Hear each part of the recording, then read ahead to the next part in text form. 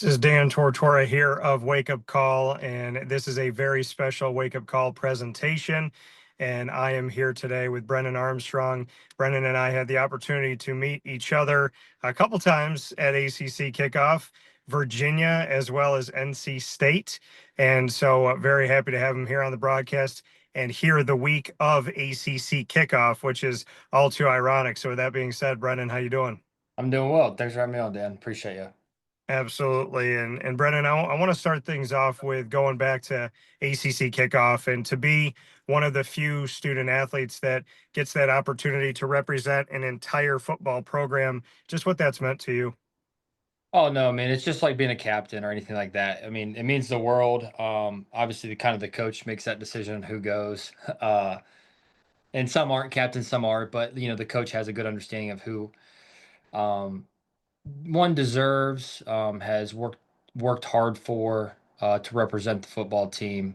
And it really can be anybody. I mean, it's an honor to be picked to go represent and talk for your guys, for your team and just represent them. I mean, when you have something like that, it's a cool honor. I mean, it really is.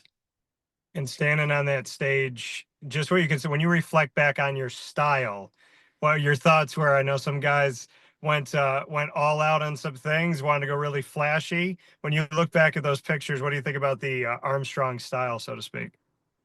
Oh man, just basic. I got a little bit better suit when I went to NC State, a little bit more like pattern on it.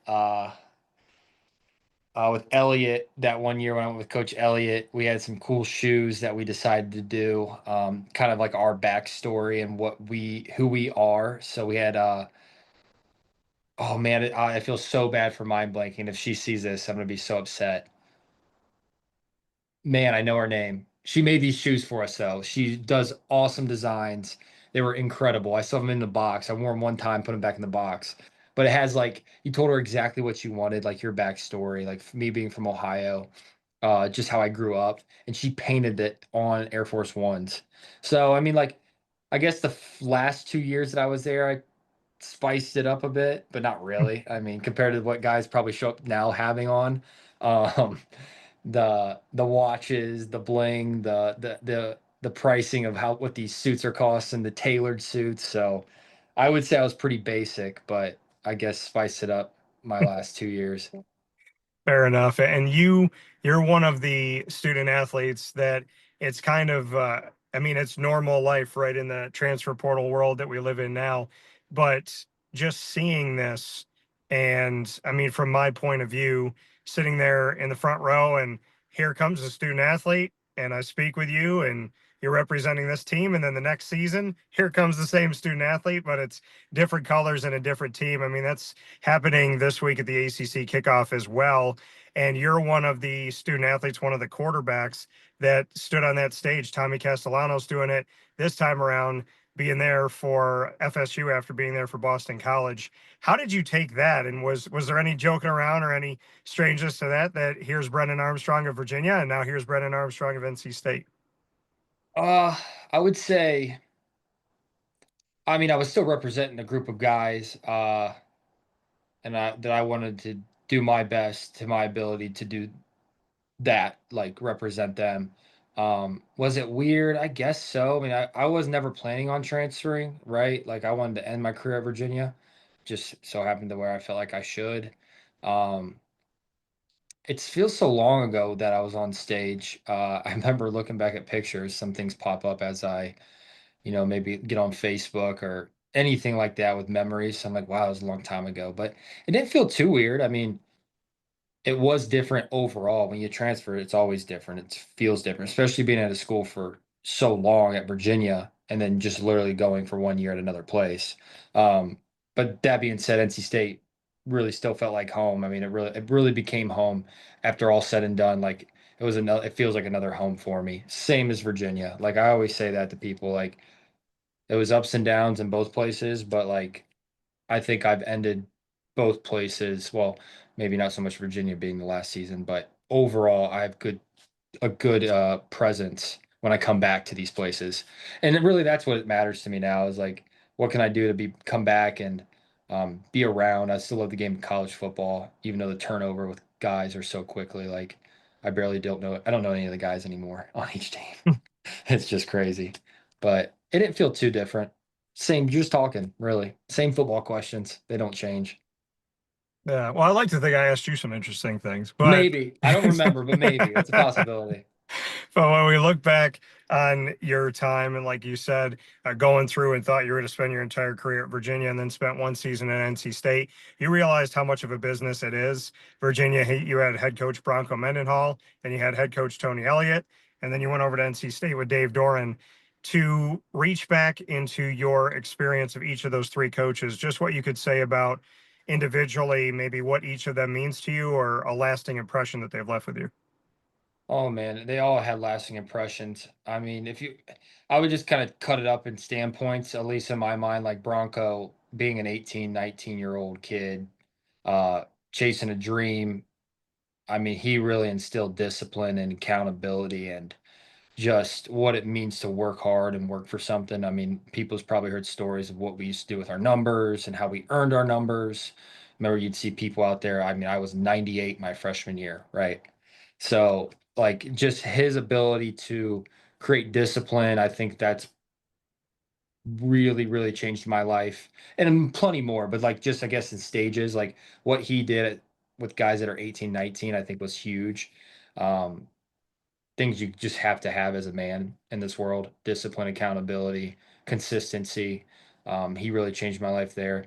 And Coach Elliott really just really helping me develop. I mean, even though I was in a, it didn't look like it on the field, but when I sat back and I tried to learn the game, I mean, even though I was in a new offense, I learned the game in a different way with set of Broncos offense. And still just a faith based. Coach Elliott's very faith based. I feel like he brought a lot of that. Coach, again, this is all it's the same. Like Coach Mendenhall was the same way too, faith-based man. But Coach Elliott really had that kind of impact on me with my faith.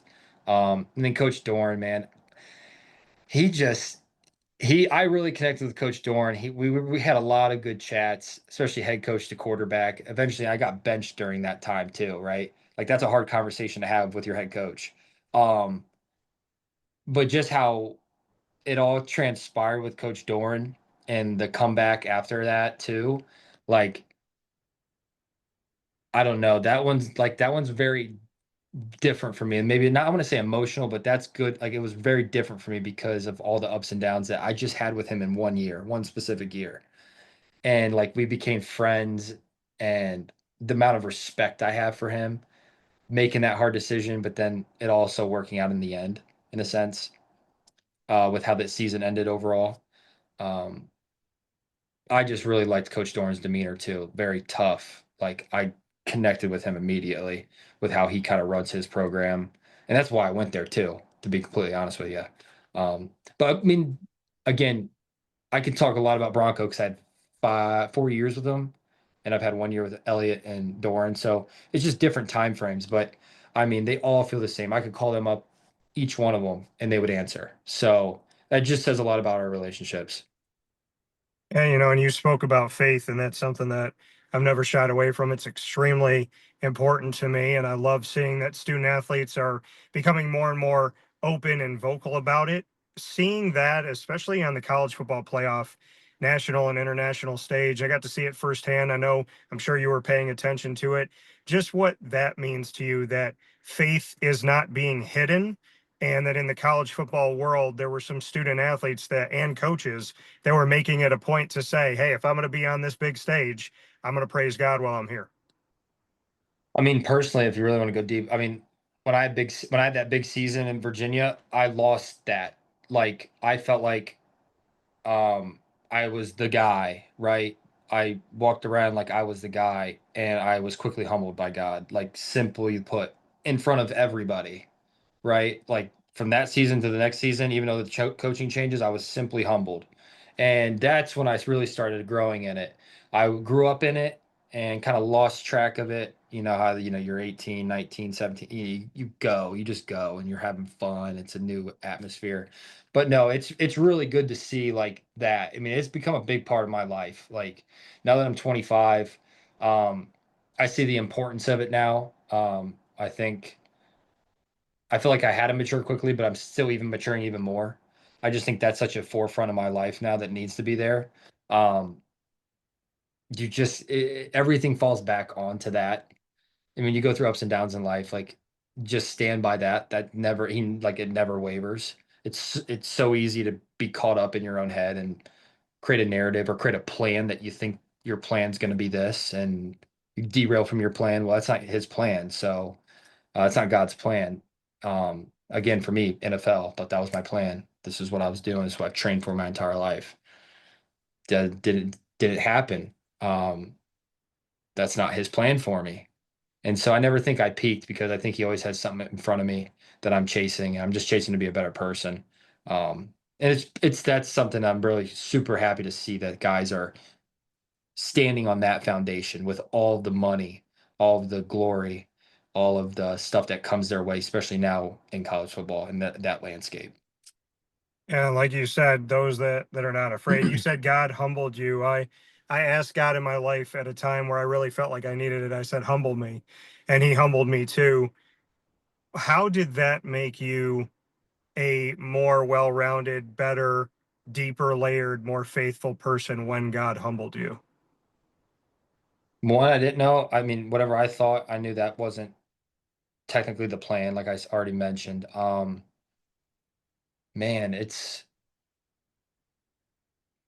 I just think that nothing in this world is worth it when it comes to like when you compare it to him. Like I look at it as now like I'm on another journey of mine, right? I want to be successful. I want to make money. I want to make a lot of money, right? But having that being humbled in front of people playing the game of football from really good and not believing it, not when I say not believing in God, I believe in God, but not putting him at the top of my ladder and then being humbled by him, it makes me go out into this world. And even meanwhile, I'm chasing all those things to be successful and all those other things. I will not do what I did when I was at the top of college football, producing at a high level. I will not go back to that person. He will stay at the top of my ladder if I ever get to that point. Um, and it's just learning lessons. I had to learn it. I got humbled. I had to learn it, and I've learned that. So it's not right or wrong. It's just I learned it at that age, so I can take it moving forward in my life now. And it just really changed my perspective on things. Like it's not all about that stuff, but you want to be successful. I'm a driven person. I've been that way. Um, but he's going to be up there. He's going to be at the top. He's number one. Like he will not change that. And I had to learn that the hard way, in a sense. And when you are going through that, like you said, I mean, humbled in front of everyone as a quarterback, when things are going really well, head coach and quarterback typically get a lot of love. When there is the slightest mistake, one bad play, it's the head coach and the quarterback.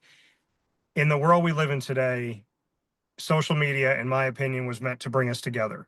When I was a little kid, if I wanted to talk to my favorite quarterback, I had to write them a letter, hope that I found the right address, hope that they read it, hope that they wrote back to me and it wasn't their assistant or somebody else that did that and that they even cared. Now you can reach out to someone instantaneously and reach out to your favorite quarterback, shoot them a message on Instagram. Maybe they respond to it, maybe they don't, but people don't always use social media for that. And Mm-mm. we're living in a world where people feel that they have the right to have an opinion on everyone's life. You being a quarterback at a time where positive and negative thoughts are instantaneous, on top of the already pressure of being a quarterback, how did you navigate through that? Oh man, I mean, I definitely saw a lot of the hate, and I definitely saw a lot of the good. Right, I saw both sides of things. I don't know. I mean, I had my family like I knew nothing was as bad as I thought it was. I knew nothing was as good as I thought it was. Um, you got to be strong-minded. I think I don't know. This is just my belief. I mean, as a man, I mean, I just think being strong-minded, being able to battle adversity and come out on top or get through that, like you learn a lot about yourself.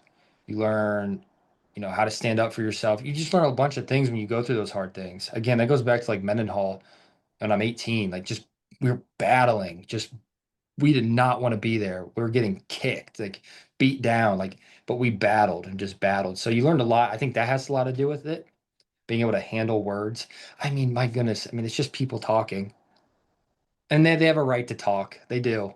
They can do whatever they want. I mean, that's the beauty of this country. Like, and is it good? No, it's not good, but shoot, they can do it. It's whether or not how you internalize it. So you just got to be strong-minded. Um, I think I grew getting strong-minded through it all because at first it was like, oh wow, that's kind of like that hurt. And then you just kind of you get used to it because you become numb to it because it really doesn't matter. If I'm being completely honest, it's hard to like say that and like it's easier said than done, but it doesn't matter really if you think about it. What they say really doesn't matter. Again, it goes back to the faith. Like I think faith is such a strong point in my life to where it's like people can say whatever they want. That's not shouldn't I mean I put my armor I think what is it? The armor of God, you put that on, you walk out into this world and there you go, you're good. That's it. That's how I look at it. So words are words. I've just doesn't affect me anymore. At the beginning it did, but not too much at the end of my career, even when I was getting a lot of it at the end of my career. Yeah, and I love hearing that, and I love how you described it. You said it's just talking. It's just talking to put it that simply and that easily. And as you have grown up and you've kind of navigated through this life and seen some things where you feel like you can be better and things where you feel like you gave your all. You said when you were with Bronco Mendenhall at Virginia, we're getting beat, and we don't like it, but we kept fighting. When you do everything you possibly can right, when you study, you prepare, you work out, you run, you get there, you feel like you're making the right reads, you're doing everything you could possibly do, and it still doesn't turn out. I think that's another part of life that people kind of associate. Like, if I'm not successful at the end of it, if I don't get the victory at the end of it, and if I don't get the girl, if I don't get the guy, if I don't get the job, if I don't get the house, then I failed. And people struggle with, if I gave everything I possibly could, prepared as best as I possibly could, and it still didn't work out, then like, how did that happen? So I guess what I'm asking you is, how do you determine success and how do you evaluate what is a successful thing? Because sometimes success can come when you don't win, right? I mean, you don't have to win every game. And if you gave everything you could and the score still shows that you lost the game, how do you value success, I guess is what I'm saying. Oh boy. I mean, like if we're talking about the football world, it's the product is it's what it is. Like the product is very important. But I go back, even in my world now, like process is everything. I don't like you look at like we've used this example even with my team here. You don't think Georgia, like just use a top dog team or college football team that, is competing for a national title every year. Do you think they actually talk about the national title? They do not talk about the national title. They talk about the process. And so the process is the most important thing. And like it's so easy, especially in our human minds, to so much worry about the result. And something that when I really had success was when I kept telling myself, surrender the outcome. Um, when you can surrender the outcome and just focus on the process and just put in the daily work, those are wins. Like what I'm doing now, like not every day is the best day, but if I can continue to run through my process and hit everything I need to do, that's a win, regardless of the outcome of that day, or regardless of what we think in this world or the football world is a win, right? So it's just detaching yourself from the result or outcome. I think if you focus on the process and focus on what you're doing daily and putting in your best effort daily, that's when you can find one like not being so stressed out. Like you know what you have to do, just go out and that's a win. Like you put your best foot forward, give it all you have, and that's the process over and over again. Like there's nobody, no team, nothing out there that just happens overnight. It's a complete process. And that's what I used to tell myself, surrender the outcome. So going off of that, do you ever feel like you've failed yourself? I mean, I look back and I can tell you for a fact I put all my effort into things, but there's always things where you look back in hindsight, it's like, oh man, I feel like I could have done more there, or feel like I could have done this here. But like, if you're specifically talking about playing the position of, like at quarterback, you're never going to be perfect. You might have a misread here, you might throw an interception there. So it's like, does that make me feel like I failed myself? No, I don't think so. I don't like maybe it was hard on me at first, but I don't think I failed myself because I missed it. Um, just because I feel like that's not what I'm like that's not doesn't identify like that doesn't determine who I am. Like all the fails, it's good. That doesn't determine who I am. I know who I am now. Being 25, I mean, I'm still young, but I feel like all the going being a quarterback in general, you go through a lot and you figure yourself out very quickly. You have to be strong or not strong, and you have to come up and be like, hey, this is exactly who I'm going to be. This is who I like. This is my identity, not through football, but as a person. And so that is something that I've developed now that I've been out of football also, and I just feel really strong in. So, I mean, overall, yeah, I just think that's the best way to go about it. And I mean, there's a quarterback identity, right? The leadership side of things. You said you either are or you're not. And I think when it comes to being a quarterback, I mean, that a lot of that pressure is on you. And I think maybe growing up as a kid, everybody wants to be the quarterback because you want to have the ball in your hands. But when you actually understand what that pressure feels like and what's on you and what's being asked of you, it is a true test of leadership. And I would love to go a little bit deeper into that for you, that on and off the field, determining if you're a quarterback outside of football, not just in football, but determining, okay, I want to throw the ball, but am I the quarterback? Am I the person that can lead this company? Am I this person, a person that can lead this family? Am I the person that wants to be in the huddle and wants to make sure that this read is made? Just the quarterback essence that goes beyond football. Yeah, I think overall you can develop. Like I don't think at 18 years old, I think it was in me, but I didn't know how to do it. Like right. And you go, I think like again, it's a process, it's time, it's learning, it's showing up every day, it's working hard every day, it's the process. It comes back to the process, and you develop these things. You might not be where you want to be, but if you stick with it, and that's the thing, people don't understand, everything wants to happen so fast. Like again, nothing happens overnight. So when you come back to being a leader, um I think one, it's putting yourself behind others, but they also know that you're showing up for them. They know how hard you're working. And there's so many different ways of being a leader. I've gotten more vocal as I've gotten older. I think I have experience with that now, but I wasn't so much that way when I first started. Like when when I first started being a starting quarterback, I wasn't like that much. I was a lead by example guy. Um, Now with the team that we're working with what I'm doing now, like I just feel a lot more confident. They know where my heart is. Like that's the big thing. They know where it's coming from. Whether if I'm hard on them or not hard on them, or um, whatever that looks like, they know where my heart is, and I care a lot. So it comes down to just your heart, and like I think transparency, where your heart is, what you do, what they see, how you carry yourself, what you're saying to them, what atmosphere and environment are you creating for them is such a big deal. Such a big deal. Like everybody wants to have fun. I love having fun. So like, why not create that? Because who wants to show up and not have fun? Like that's dumb to me. Like enjoy it. Enjoy what you're doing, whatever in the case may be. So um I don't know. And I got a lot of energy. Like I'm 25. I'm still young. I got a lot of energy. So it's easy to be working on a Saturday and love it. So it's enjoyable and I'm still developing. And I definitely want to get into what that looks like for you right now and how that quarterback mentality and that leadership and that essence continues to be with you in this current chapter. But before we go there, I do want to hit on two quarterbacks, or two head coaches, I should say, that are in the ACC still. Tony Elliott, there was the thought that going into last season he was going to get let go. You know, he was the hot seat coach, so to speak.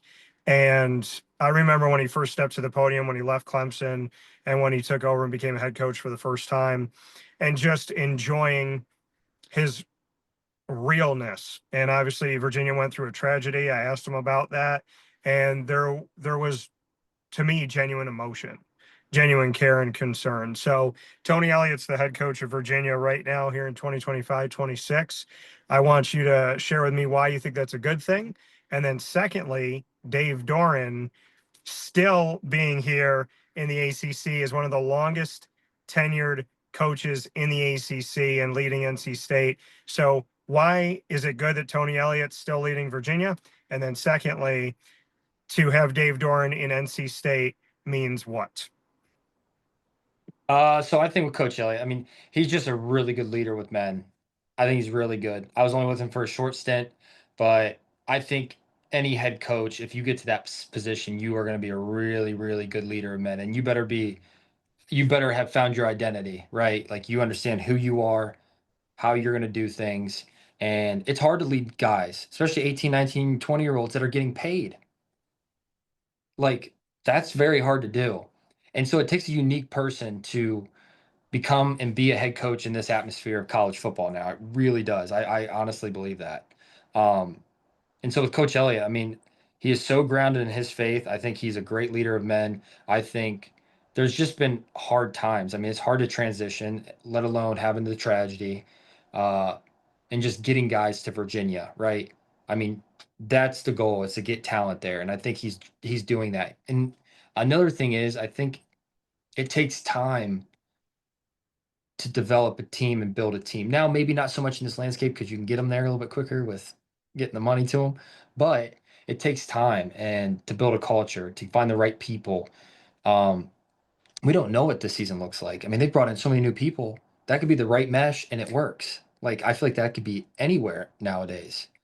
One team that's not, had a bad season last season or whatever it looks like, and they could flip it around in a snap of a finger. And he just knows what it looks like to win. I mean, he was part of national championship teams. That's huge. That's experience that no one else can say, if you haven't been there. So I just think overall, I think that's why I think he's still a good fit for Virginia. And I think, like I said, it takes a special person to bring a team back up and build it. So I think that's why with Coach Elliott. And then Coach Doeren, I mean, he wins games. I mean, simple as that. I know NC State, especially when I was there, it was get 10 wins, get more wins, become a top 10 team. And they've done that here and there, but it's like they want it to be established. But he wins games, man. He knows how to win. He knows how to create the culture. Uh, you bring someone in, not saying new, maybe someone that has been a head coach, but you bring someone in, totally different landscape. Totally. I mean, that crowd could not like what's happened if they get rid of Coach Doeren, right? Coach Doeren is so, so good for Raleigh and so, so good for North Carolina State that fans may be fans and they're like, oh, let's get him out. No, no, no. He is the perfect fit for them. He brings the right attitude, the right culture to that place. And again, people they want more. Everybody wants more, right? So that's just those are fans in a sense. Yeah, and I told him, because him and I have gotten to know each other a lot over the last decade plus, and I told him at ACC kickoff last year, I took him aside and shook his hand. I said, just so you know, I defend the heck out of you, because Yeah. I don't know why anybody would want that man to not be the coach of their team. So definitely have a lot of respect for Coach I Doran. just don't fans don't realize how hard it is. Yeah. And he wins games consistently all the time. Like they just don't realize how hard it is. If someone else new came in, dude, come on. I know how that's a hard transition.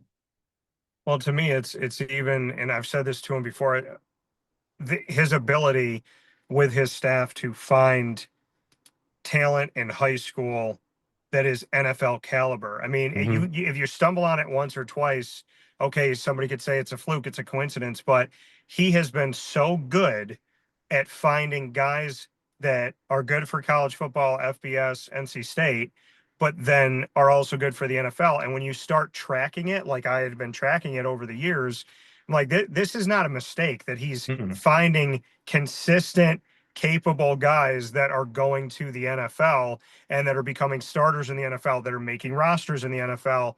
I mean, there's something to be said about his eye and what he looks for, and the fact that he knows.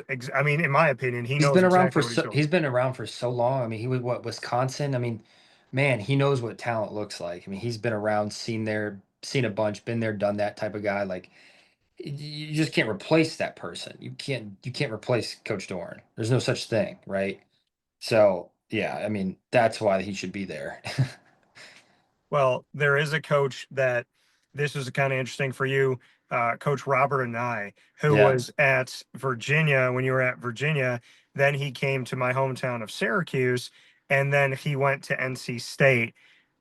Bring me into that kind of weird world of like, okay, this is my coach. This guy is helping to lead me in this offense. Then I lose him, and now I have the opportunity to be back with him.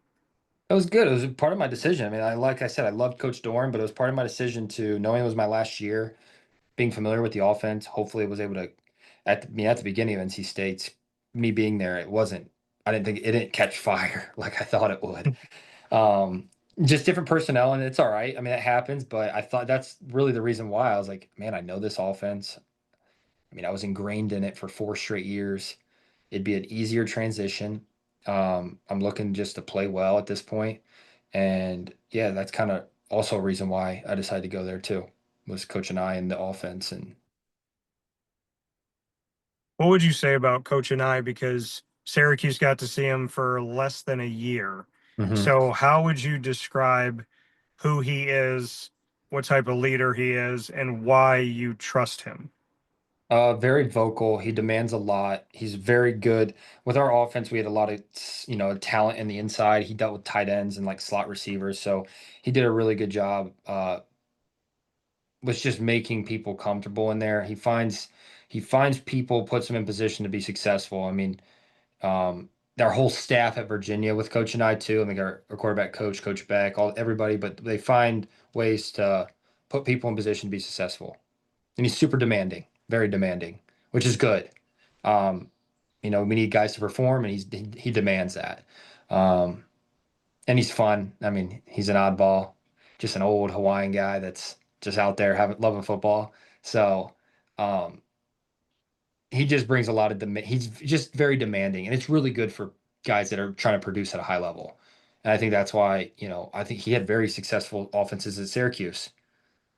I mean, when he went there for 1 year, which Schrader, I think, right, and successful, had some talent around too. So just very demanding. And I think is he done? He's retired now, isn't he? I think he stepped away. Yeah.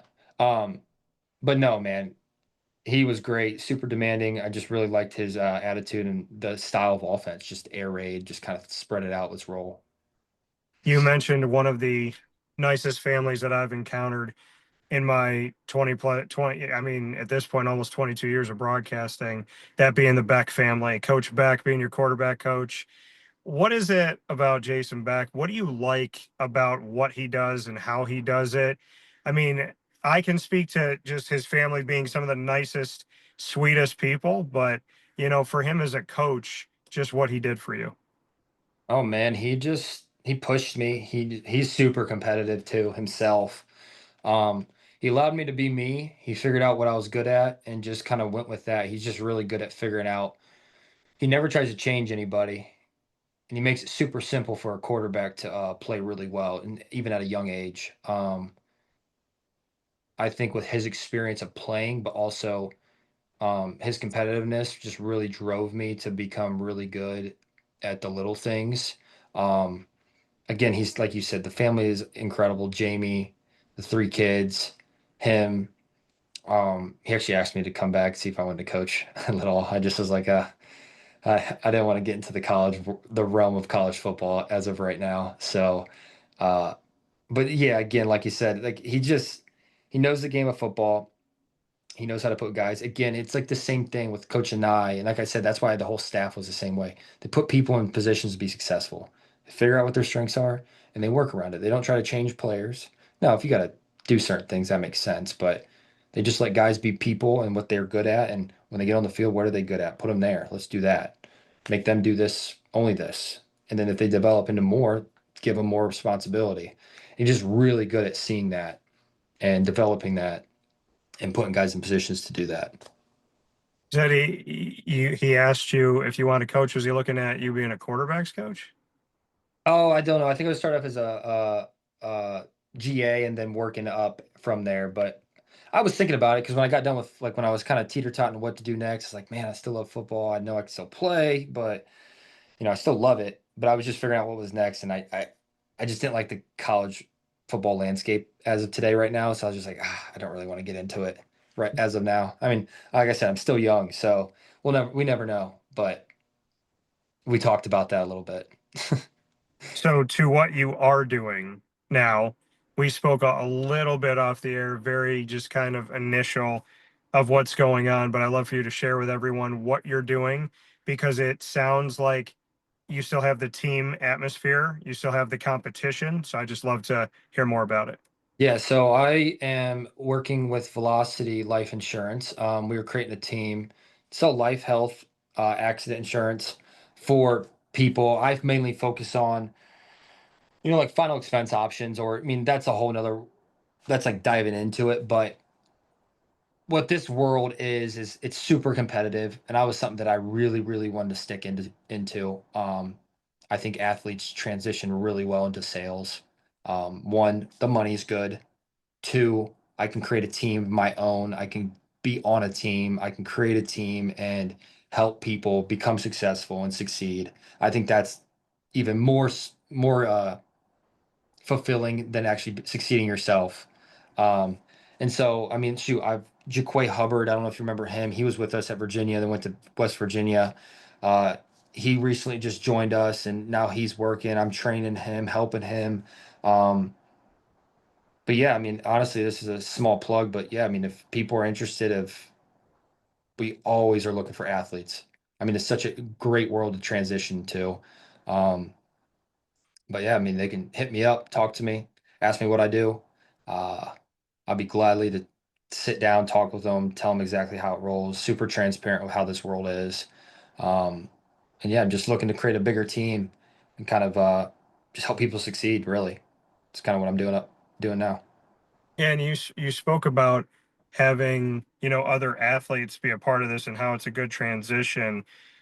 What can you say to personally? I know you mentioned one of your former teammates, but is there more of these athletes that you've been talking to or that have been brought on in putting this team together? Is there a dream team that is developing? Yeah, I would say so. I mean, that's what we're trying to do as we speak. I mean, we got a lot of guys. I mean, we're like I said, right next to me, we're in a Zoom call with a bunch of the guys working on a Saturday. Now, if you're scared of work, it's not that big of a deal. You don't have to work on Saturdays. Trust me. I'll give a little synopsis. You can work from anywhere. You can do this anywhere. Your freedom, you're totally free. We just choose to come in because we're working hard and we're trying to build something. So we choose to come in and show up on Saturdays together. But yeah, I mean, four of the guys that are ex-college football guys. One guy from Liberty University. He is killing it. He started about 6 months ago. Unbelievable.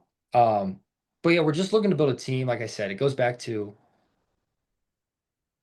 I know how to lead. I'm not trying to lead people, but I want people to succeed. And it goes back to just like enjoying what you do. Like I get to train, help, teach people, but they're on their own. They have the freedom to do whatever. They're not told what to do. It's just we're here to help them and guide them. Basically a mentor. I'm not your boss. Like that's the thing. I'm not your boss. You can do whatever you want. And so like that's why a lot of us like it because we're not told what to do. We get to work as hard as we want. We get to make as much as we want, but we all get to work together at the same time. So it's just a super fun atmosphere. And honest to God, if people are interested in it or just want to know what I'm up to or what I'm doing, I mean, like I said, a small plug, reach out to me. I mean, if anybody sees this, I don't know if you have my social medias or at all, but I'd be glad to be very transparent exactly what we do and how we can help them. Yeah, and we absolutely, we'll give that avenue and that opportunity if somebody wants to reach out to you. How has it been fulfilling for you up to this point? Helping people. It's been super fun. Obviously, I still produce on my end. Like that's why I'm in here today on Saturday helping uh, produce on my end because it is sales. Like you are selling, life, health, and accident insurance, and just trying to put. I like it because people look at it and give it a bad rep, but I know the person I am. Like I have a good heart. When I'm on the phone with clients, I'm like, yeah, I'm here to help you. Like literally ask them exactly what they're looking for, figure out what's the best product, what's the best scenario, and budget. Work through that with them and guide them and help them figure out what's this? Does this work for you? And so, I mean, they're literally, asking for help, literally asking for help. So when I get on the phone with them, I'm just helping them. And so that's super fulfilling. If you have the right heart and if you have the right, headspace and you know who you are and truly if you're trying to help people, because people get bad raps of this life insurance, health insurance industry. Um, but we're creating a team, and I will be completely honest with you, we're creating a team with really good dudes. And that's why I like athletes, because I think they come from a good place. They understand hard work, discipline, and all those little things that are hard to teach people that might not have them right away. So it's an easier input transition, and we just make it fun. I mean, like I said, I'm looking over here at these guys are talking right now, but it's a super fulfilling thing for me. Like I said, one, I like training people and helping. I think that's more so my thing. I like producing and like talking to people and helping people, but I like making people and help people succeed, and that's super super fulfilling to me. Well, with that being said, and I appreciate that very much, Brennan Armstrong here with us. We're going to play a little bit of rapid fire and put each other on the hot seat. Oh Lord. And as you know, as being a student athlete, you typically never get to ask the questions. But on Wake Up Call, I changed that many, many years ago and let the coaches and the players ask the questions because I'm not afraid of that. I like building these relationships. So you can ask me anything you want, any topic you want, whenever you're ready. Huh, wait. I have to think of questions. You should have told me this before so I could have came up with Oh, some. no, it's rapid fire. That's why. You just do whatever you want. Oh gosh, you're putting me on the spot. Okay. So are you married? I am not. I You have was. kids? I do not have kids. I got my dog though. Okay. How long have you been doing this for? It Like will media. be. So I've been broadcasting since I was 18, November of 2020, or November of 2003. And I started a show for NCAA Division III men's and women's basketball, MU Courtside, that is still carrying on to today at Marywood University in Scranton. So it'll be 22 years this November. What's your biggest goal for this year? We're halfway through the year. What is something that you want to accomplish, or how does the media world's different? I might not understand it. So what's that goal for you? I keep challenging myself to create new things. And every time I create something and I implement it, I want to create something else because I'm always hungry. So I'm in the process now of taking everything that I've done and upping the ante. And I'm looking forward to the breaking ground of doing the next thing that is going to be another very unique. I don't think any company has done something like this before. And I am looking to unveil that hopefully before the end of the year. Gotcha. What do you think is the most important thing that you have developed in your life that has that's made you get to where you're at today? Understanding that when God says no, it's okay. Understanding that if you trust God, you will have far more than what you set out to have. I think that, I mean, the greatest thing that I've learned is lean on your faith, lean on God, not just when it's convenient and not just when He does what you want Him to do. And I would say the other thing is outside noise by definition belongs outside. So one of the biggest challenges of my life was growing up and I was nice to everybody, being bullied. And in high school, I didn't have a clique that I fit into, so being bullied. Then going into the media, walking into a radio station and having somebody think that they're the only show in town and fighting me from within the same company, being bullied, having them lean into me and threaten to hit me, going through that bullying, and then dealing with the media now and the outrageous amount of plagiarism, not getting credit for my work. You know, it's kind of weird to walk into a media room and have a bunch of people treat you like you're a ghost, and then have those exact same people steal all your work. And so I think what God has taught me is outside noise belongs outside. And I went from being bullied by people to seeing those same people need my work to put food on their table. So I guess what I've learned about life is, you know, the bully really has nothing to stand on. And if you continue to do things to the best of your ability with goodness in your heart and honesty and God, you will see the same people that wanted you out of the business in a way kind of need you to survive. That's money. We'll end on that. I was gonna ask another one, but that was good. We'll end on that one. So that being said, Brennan Armstrong here with me. I felt spoiled. I mean, every year I feel spoiled to be at the ACC kickoff, and I will ask questions to every single team because my world I want to make small because I care. And so I am just as competitive as the man that's been on the screen here with me. And I appreciate the fact that you answered my request because getting to talk with you at NC State and at Virginia was important. But as you know, Brennan, and hopefully you know now if you didn't before, it's all about long lasting, lifelong relationships. And I will always have a door for you to be back on the show as well as anybody else who'd like to come on. So it is truly my honor to have you here today. I I love the appreciate wit, it. well, and the wisdom and the knowledge that you gave, man, means a lot to me. I feel like we're growing a friendship, and I definitely respect the man that you are. So thank you for I taking the appreciate time. that. Thank you. Of Thank you for your time. I appreciate it. Yeah. Definitely course. developing and the honest conversation. It's good. It's nice. It's nice to have a just transparent, honest conversation. Yeah, well, hopefully you could come off of this and say that you got some nice questions this time around. Yeah. Yeah. I literally was like, oh Lord. It's like me vetting, figuring out who's who. Like, gosh, I have to think of new questions to ask. Yeah, well, and to me, it's just the reality of, you know, relation. There's relational people and there's transactional people, and I've always been a relationship person, and Yeah. I don't think you can substitute that. No, you can't. Like I said, it comes from the heart. People figure it out very quickly of what your intentions are.